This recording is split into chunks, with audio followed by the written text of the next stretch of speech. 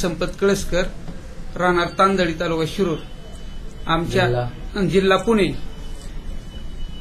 आमच्या आईला खूप सुरुवातीला त्रास होत होता. काय काय त्रास व्हायचा?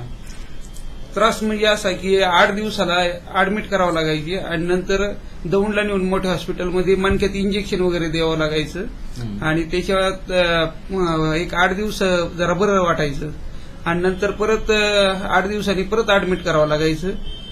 त्यांना काय काय त्रास होत होता? त्रास म्हणजे सगळं अंग वगैरे हे व्हायचं आणि थंडी ताप वगैरे ते तर असायचंच.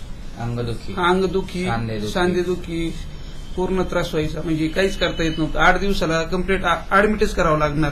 असा त्रास 8 दिवस ऍडमिट म्हणजे किती दिवसातून व्हायचा? नाही 8 दिवस दवाखाना आणि 8 दिवस घरी असंच राहायचं. असं किती वर्षापासून त्रास? असं एक 2-4 वर्ष. त्याच्या अगोदर म्हणजे वर्षातून 6 महिन्यातून ऍडमिट करावं लागायचं. पण असं 5-7 महिने पेक्षा जास्त दिवस झाले की कंटिन्यू ऍडमिट ठेवावं लागायचे ना. हो. आणि आता मग तुम्ही कोणाची ट्रीटमेंट घेतली?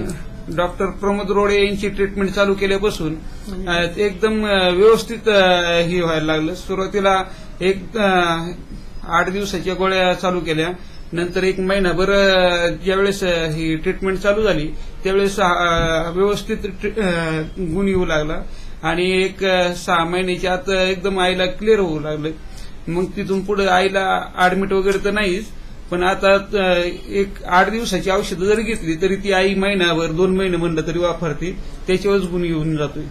तुम्हाला होमिओपॅथीचे उपचार कसे वाटतात? एकदम चांगले येतं आणि बाकी त्याच्यापासून दुसरा काहीच त्रास होत नाही ना.